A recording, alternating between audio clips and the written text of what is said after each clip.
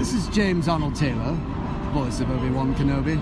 Welcome to a more civilized podcast. This is the podcast you're looking for. You may not go about your business. Stay here, listen, and then move along. Well, hi there, listeners. Some of you, were you wondering whatever happened to our State of the Resistance series finale episode? Yeah, neither were we, because nobody cares. Resistance sucked, big time. Yeah, this is a Nerf Nugget, so there's no news. We're just going to be brief about this. Basically, he's Kyler. Oh yeah, I'm Kyler. And wow, I'm Chris. Sorry. I'm Ross.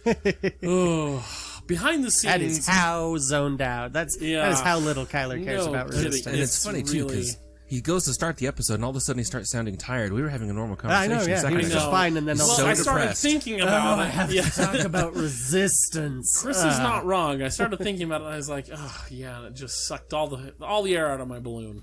So, anyway, yeah. Kyler, Chris, Ross, you know the drill. So just presumably, unless we just wandered here and ended up on this episode. Unless you stumbled in here by accident, yeah. So, this is the season 2/series finale recap of Star Wars Resistance. Basically, a whole lot of nothing happens, and then you get brief flashes of really cool stuff that you're going, oh, well, maybe they'll focus on this. Oh, no, never mind. Again and again and again. So at the end of season 1/beginning of season 2, I believe I had expressed my hope, my hope, not expectation, because I didn't necessarily have expectation for that, but I don't know. I had hoped that they would focus on some of the more interesting plot lines that they'd set up, because they had some really interesting stuff at the end of season 1. Like, you have one of the main good guys at the end of season 1 join the First Order for ideological reasons. Yep. And she's not a bad person. She's going, hey, the Alliance and the Resistance, they cause a lot of chaos and death and trouble. The First Order's just trying to stomp that out. This seems to me to be a more peaceful, ordered way to live in the galaxy. I'm all on board for this. And I'm like, that's freaking awesome. To not have every single First Order member being like this frothing space Nazi, Yes. Fascinating. And then they don't do almost anything with it.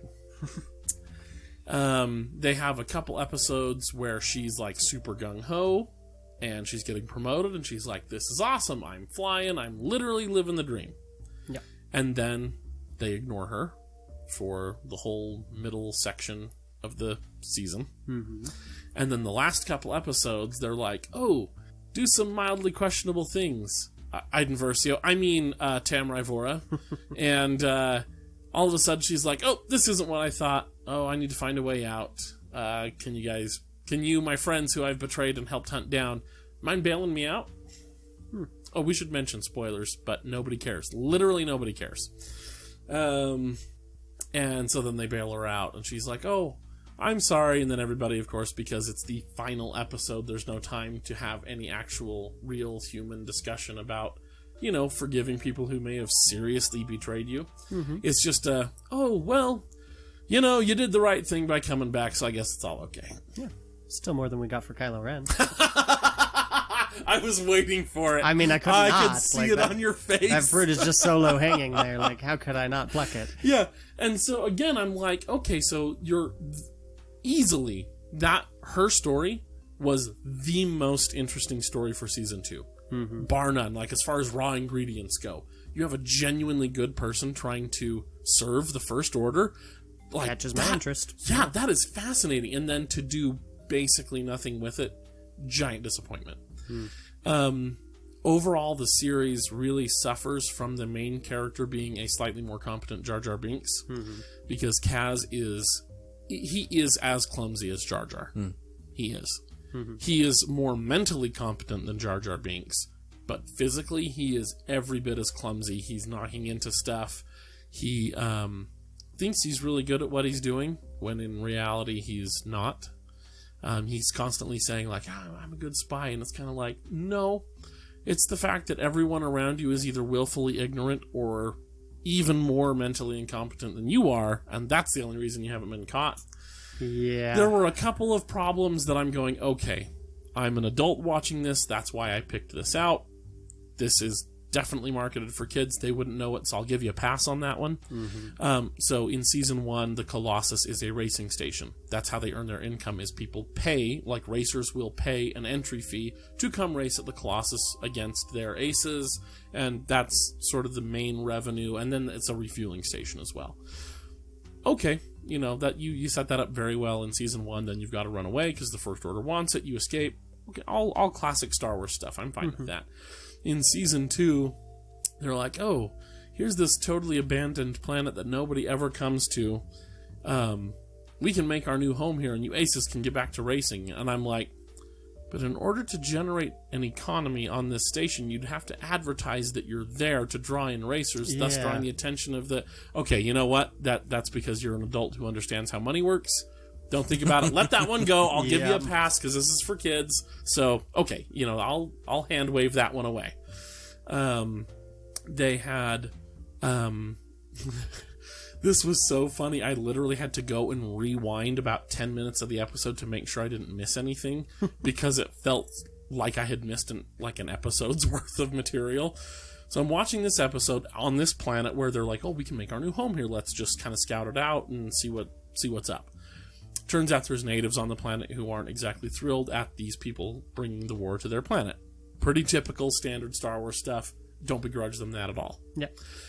But the natives go from completely hostile, going to execute Kaz and the Imperial Ace fighter, whose name I can't even remember because they don't do anything with the aces, even though they're the 5 most interesting people on the station. They get captured. They're literally going to be executed. And there's about 30 seconds is probably still, maybe 20 seconds of the episode where it completely flips, and now they're ready to help the Resistance. And I was like, hold on. I did look away for a minute. Was it longer than I thought it? What? Okay, I'm just going to rewind a little bit, and I'm going to pay close attention. Because this seems like, did I, bump the Xbox controller and, fast forward to the next episode or something? That's what I thought happened. I'm like, no, am I... Okay, I am in the right episode. Rewound it, and I watched it, and I'm like, oh, no. They go from being totally shut up, don't open your mouth, or I'm going to slit your throat right here on your way to be executed, to, oh, yeah, we'll totally help you out and take you back to your spaceship. Yeah, we'll absolutely fight that. Because Kaz, gives some medicine in one of the little Star Wars, slap it on their arm and it automatically injects and fixes everything, whatever. Slaps one of those on one of their wounded and heals them, and then they're like, oh, okay. Well, now we totally trust you and are willing to take you into our innermost secrets and technology and take you back to your space station and help. And I'm like, what? What in the world is going on here, guys? I literally blinked and missed that transition. Yep. That is not well done. That is the... Should we just get a buzzer that I can sound for just insert your own Rise of Skywalker joke here? For reals, yeah. It was so bad. Because I was going to joke this episode written by Chris Terrio and J.J. Abrams. It might have... But then I was like, oh wait, there was an actual reason for them to switch sides? Never mind then. That's still more. But it was so fast and so unbelievable. Mm-hmm. I mean, if I'm questioning that I accidentally bumped the Xbox controller and fast-forwarded to the next episode because it was that fast of a transition, you've seriously screwed the pooch on that episode. Yeah, no, I know. But so that was extremely disappointing, and I'm going, dang it, again, you guys had an interesting arc, and the people there, the natives, really interesting visual culture. I'm like, okay, we've got interesting motivations for some of these people. Cool. I'm like, of course they're going to eventually resolve this because it's Star Wars, and these are the underdog natives, so of course they're going to eventually join the Resistance. Naturally. But this will be an interesting episode or two as they work that out. Oh, nope. Literally turned my head away for 10 seconds and I missed it. Oh my gosh, guys. I also said that, Pyre and Agent Tierney were some of the more interesting characters on the First Order side, and now that we had Tam going to serve the First Order, maybe we'd see a little bit more of them. We do, but they were very underutilized. The coolest moment for them was given away in the Season 2 trailer, where Kylo Ren is disappointed in them, and he's using the Force to bring their own guns to each other. Which was admittedly a cool moment. It was a really cool moment, but I'm going, dang it. It almost comes out of nowhere. It's basically Tam isn't living up to the frothing space Nazi ideal of the First Order. And then Kylo Ren is like, by the way, if you fail me, if this Star Cadet of yours, if you can't find this station, then, here's the price of your failure. And it's like, but where were you guys before this? They had maybe in, 15 episodes, 16 episodes in season 2. Those two together had maybe 20 minutes of screen time total. Mm-hmm. And that's actually probably, it's probably more like 12 or 15 minutes. Mm-hmm. I'm like, man, again, wouldn't it be so cool to see Agent Tierney, who is a true believer of the First Order? She is a frothing space Nazi, but she hides the froth behind a mask of kindness, fake kindness. Really interesting manipulative character. You've got Tam, who she's trying to brainwash, who is good at heart. Such a cool dynamic, and they do almost nothing with it. And then decent space battle in the final couple episodes. It's okay. I had also hoped that we would see more of the aces, the 5 aces of the station. Yeah. But we get almost nothing with them. Like, the first time that you actually get any exposition on the ex-Imperial ace, who, he's sleeveless, but he still has his TIE helmet and stuff. Really interesting, visually looking character. It's that episode where it's the blink and you miss it and the natives have switched, and that was the 4th to last episode or something. Wow. And it's just dang it. And you don't see Freya Fenris anymore. She gets a little bit of screen time in the first season, but none in the second. And that's Critical Role alum, Governor Price. Yeah, Mary Elizabeth McGlynn. And it's she, interesting character. I'd like to know what's her deal. Did they have hype? Yeah. Phazon? Yeah, I mean, he gets the most screen time, but they don't do any character development with him. He stays just I'm the flashiest ace, I'm the cockiest, I'm the best. Oh, moment of humility while I save the team, because I remember that I need to be humble to do this. As soon as he saves the team, aren't I the greatest for saving you all? And it's wow, so no character development for him at all, period, just none. He has to learn the lesson of humility 3 or 4 times throughout the series, so he's not really learning it, It's just... It was a colossal disappointment, and nobody was watching it. Nobody was talking about it, which is why none of you fans are complaining or wondering or even probably care that this Nerf Nugget was late or is even happening right now, because I'm surprised I've mustered this much enthusiasm. I am also for this surprised episode. that you got this far. Yeah, it's more than I expected. And just as you've been talking about it, I've been thinking about, have I seen any sort of mentions or nobody is advertisement? talking about it on Twitter. Nobody ever was. After the last thing I remember hearing about it was just that this was going to be the last season. That was before anything even premiered for this season. And there's been nothing since. Yep. So nobody is talking about it. Nobody cares. It's not very good. If you only have 22 minutes on your hand, at hand, that you could watch something Star Wars, rather than watch an unseen episode of Resistance, go ahead and rewatch any episode of the Clone Wars. Literally any of them. Go watch any episode of Rebels. Literally any of them. And you will have more satisfaction from that than watching Resistance. That's too bad. I may put out later, I may go back and kind of look at the episode descriptions and be here are the 7 or 8 episodes across 2 seasons that actually had something. Are we really going to to put any episode of Clone Wars or Rebels against any episode of this? Because yeah, that's true. There were some of the Jar Jar ones, a couple of the droid ones that are not good. But really, again, in season 1, the final 2 episodes are good. The episode where they get fetch, what's her name? She's the purple Mary Allen. Starts with an S as her name. The pirate? Yeah, the pirate. I forget her name. Sice Noodles. No. Sinara-san. There we go. Sinara-san. The episodes with her where she is a pirate and then switches, those are interesting episodes. It's 3 episodes. And that's about it. So 5 episodes in the first season out of 13.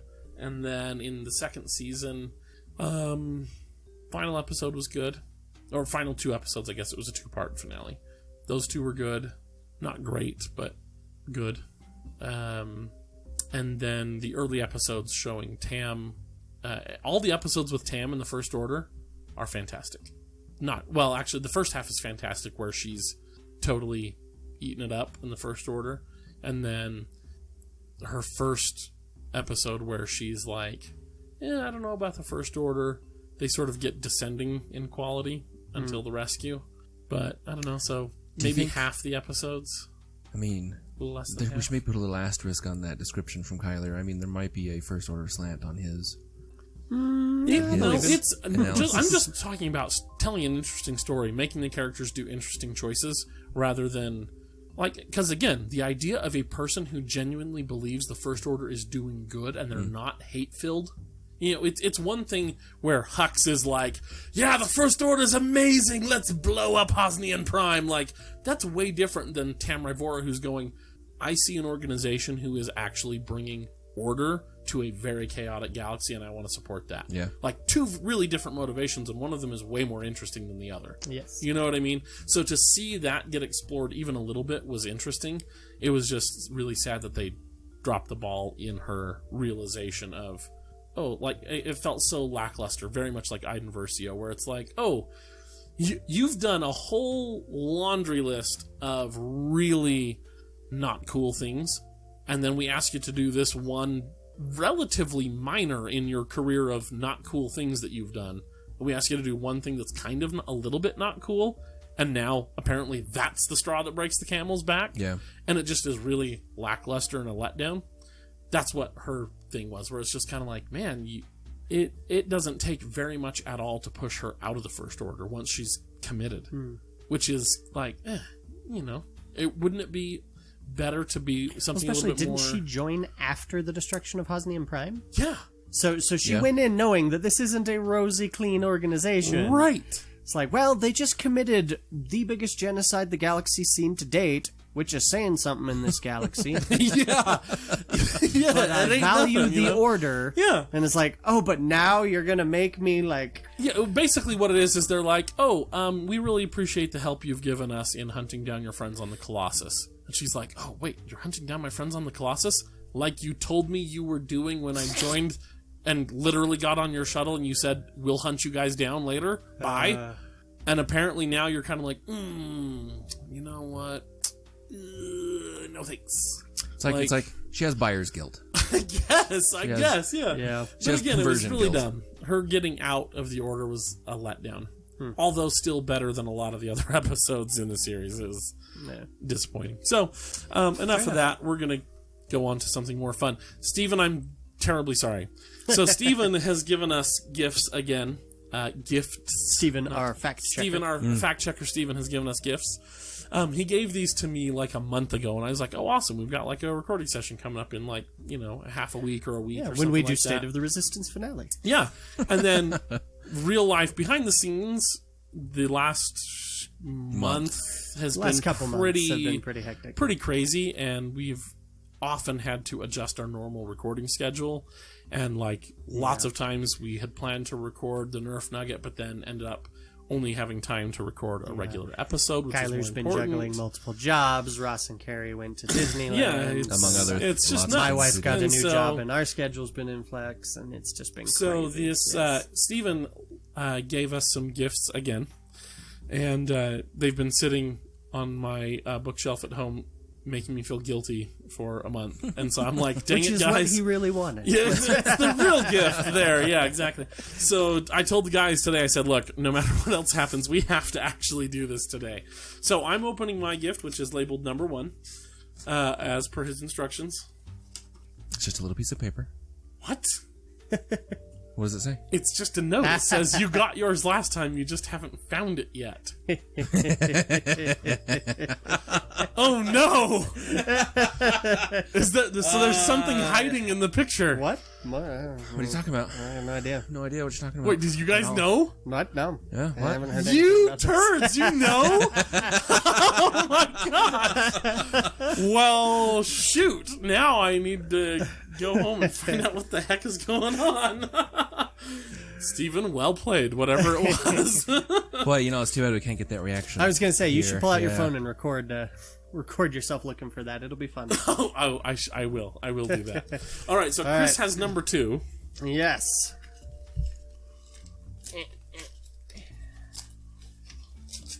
I can't figure out. And the reason I haven't found it is because I literally kept my word. It's at home on my wall. All right, my note says, I've got an actual package here. My note says, I give up. I can't think of anything to get that you wouldn't hate so much that you wouldn't immediately throw it away. So I got you your favorite villain instead. Oh, Steven. Who is? We'll see. That could be a fake out. I wouldn't put it past him. That's what I would do. It's going to be Pilot. Oh, hey, it's Harley Quinn. Well, there you go. I do love Harley Quinn. She's fun. Well, That's not Star Wars themed. That's true. Hey, thanks, Steven. Okay. But I'm still Harley Team Newsy Quinn News, sorry. was the girlfriend of was my first Joker, question. and Joker was voiced by Mark Hamill, who is Luke Skywalker. There you Star go. Wars connection. Yeah, yeah. That's even the fun Harley from Harley the Quinn animated with series. Mallet. Yeah. This is fun. And now Ross. Thank you, Steven. So my initial reaction to just holding the thing is I think I know what this is going to be. Yeah. It's also a picture of shirtless Kylo Ren. No, but I bet it is a picture. Hoping it's a picture of shirtless Dex caressing shirtless Oh, Ross. please. I doubt he was able to get that far, but There is no note. no. If I'm sure any of it'll, you listeners, by the way, would speak like for to itself. Photoshop a picture of Ross, like being snuggled by Dex, I will give you something. I don't know what, but there will be some sort of reward. I considered asking my sister to draw it, and then went, yeah, no, her drawing time's worth more than that. I'm going to let you guys see it first. That's Backwards. tasteful. That's It straight is. up It's to- your yeah. first date. He's not even facing the. He's not even Yeah. facing the image. So it's Obi-Wan and Dex sitting together in that awesome Enjoying a 50s diner booth. Dex Well is taking done. a drink, and Obi-Wan is smiling bashfully. Yeah. Ross, where are you going to put it? Face down somewhere, probably. No, I'm thinking right there above your right monitor there. There's a little bit of space below the swords. Right there. And it could look, you could look at yourself looking longingly and friendly. And so you know, Stephen, I did not throw away either Rogue One or my Jyn Erso Pop. I do still have both of those. So, Yeah. but you are right that if you got me anything from Episode 9, that Ross would, is that checking would the go back out. of his... I am, just to make sure. I have options. Hey, we got That looks like a behind the scenes Obi-Wan photo, actually. smiling at Oh, the there we approaching go. Dex, and then Yeah, we should put the smiley one in there. I'm pretty Ross sure is the- more happy to I'm see pretty Dex sure than the that. smiling one is Steven's reaction to giving Ross this. image. Thank you very much, Stephen. That I actually will put up, smiling Obi-Wan. Oh, that's great. It's still in the diner, It but looks like it's... Yes. It's just Ewan McGregor. just as he sees, Yeah, Yeah. it's just as he sees Dex approaching, so Dex is off camera. Yeah. There you go. Oh, that's great. Cool. Stephen, you're I great. am- I'm gonna kill you. I was just checking my box, making sure there's nothing hidden in there. Yeah. That's Now we've Stephen. got to check stuff like Yeah, that. he's tricky. Oh, man. Okay. Well, Well, thank you, Steven. Yeah, thank you very much, Stephen. And that's it for this Nerf Nugget. Oh, Star Wars Season 7 of Clone Wars is awesome. Go watch it. However much is out right now is awesome. Episode 3 just came out today as of this recording. Was it today? Yep. I thought it was coming out on Thursdays. Nope. Nope, Fridays. Okay. Anyway, it's good. I noticed a couple changes from what they had put on YouTube, which makes me happy because now I get to be surprised again. Yeah. So the first 2 episodes were basically the same. They did take out my favorite line of all Star Wars. When they show up with Padme as the pinup girl on the side of their gunship. Oh yeah. And Anakin freaks out. He's like, what's that doing there? And they're like, oh, that hot senator from Naboo? Yeah, she can negotiate with me anytime. My favorite line in all of Star Wars. And, of course, Disney said no to those Yeah, I shenanigans. Yeah. Which is a little sad. But anyway, there it is. Go watch Clone Wars. It'll be way better than Resistance. All right. Do we do the regular outro on Nerf Nuggets? I can't remember. I think we just ended. don't we? Okay. I don't think we do shout outs. May the Force be with you. Always. Always. Always. Always. Always. And forever. Always and forever. That was awesome. High five, Chris. Yeah. I'm Anna Graves, and thank you for listening to a more civilized podcast.